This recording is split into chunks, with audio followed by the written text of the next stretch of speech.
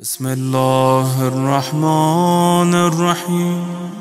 12ویں صفت ہے کہ ہمارے شیعہ کثرت سے قرآن کی تلاوت کرتے ہیں، اور شیعہ کو قرآن پڑھنا ہی نہ ہے تو تلاوت کیسے کرے گا؟ قرآن کون تجھے پڑھائے گا؟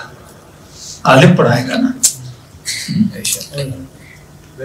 آج شیعہ کو 10 قصیدے یاد ہیں، پنجاب میں دوڑے بولتے ہیں، آپ ذاکروں کے دوڑے جو ہوتے ہیں وہ یاد ہیں، قرآن پڑھنا نہیں آتا۔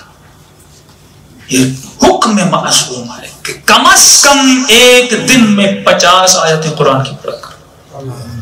قرآن سے دوری مطلب اہل بیت سے کیا کہنے، یہ لازم و ملزوم ہے۔ 2 چیزیں چھوڑ کے جا رہا ہوں، ایک اپنی کتاب، ایک اپنی فطرت تمہارے درمیان چھوڑے جا رہا ہوں۔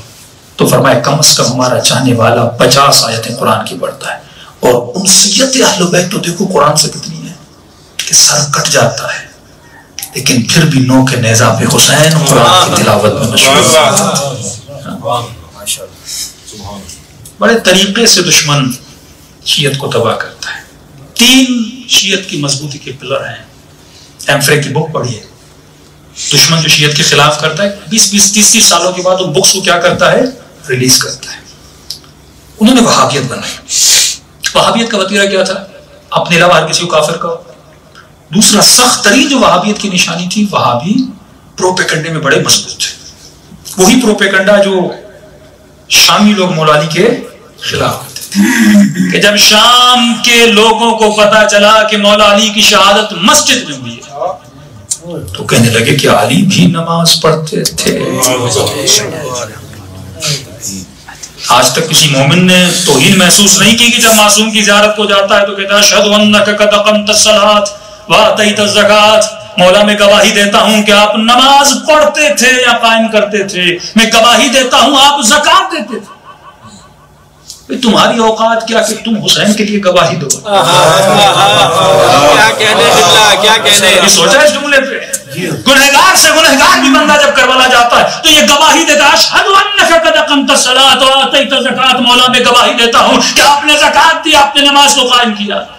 کبھی آپ نے سوچا کیوں بولا گیا حکم معصوم؟ یہ زیارت معصوم کی سکھائی ہوئی ہے نا، زیارت عاشورہ چک امام نے پڑھی اور کہا کہ شیعو پڑھو، روزانہ پڑھو، ذکر حسین کرو، زیارت کے ذریعے سے کیوں بتایا گیا؟ کبھی آپ نے سوچا کیوں گواہی دلوائی گئی؟ کبھی آپ نے سوچا کہ میری حیثیت کیا میں امام حسین کے نماز کی گواہی دوں، میں امام حسین کے زکوٰۃ کے دینے کی گواہی دوں؟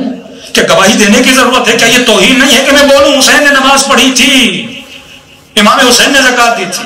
فرمایا کیونکہ زمانے نے اہل بیت کو اتنا بدنام کیا تھا، یہاں تک امیر شام نے مشہور کر دیا تھا ان کا دین سے کوئی تعلق نہیں ہے۔ تبھی مصائب میں پڑھتے ہو نا، کبھی بھی زینب کو جب پتھر مارے جاتے تھے فرماتی تھی پتھر مارنے ہیں مارو لیکن میرے حسین کو باغی نہ کہو۔ باغی مطلب بے دین، باغی مطلب دین سے دور۔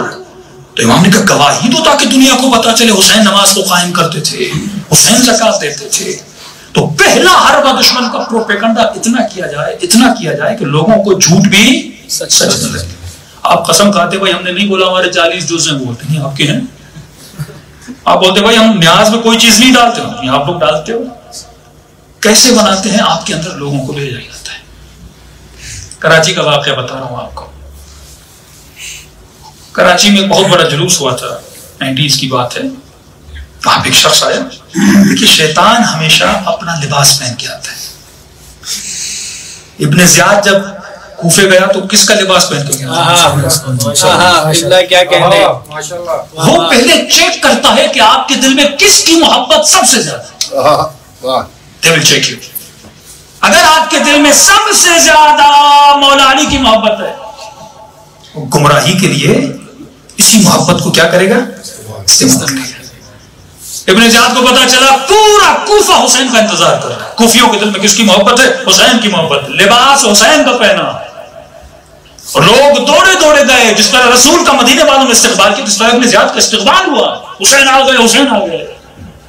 اور منبر پر جانے کے بعد جب نقاب اتارا، مجمع پہ ایسا سکوت طاری ہوا، تاریخ لکھتی ہے جیسے کوئی مردے بیٹھے۔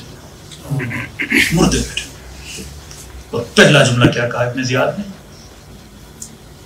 ایک مرتبہ غور سے پورے مجمع کو دیکھا، دیکھنے کے بعد کہا میں وہ فصلیں دیکھ رہا ہوں جو کٹنے کے لیے تیار ہے.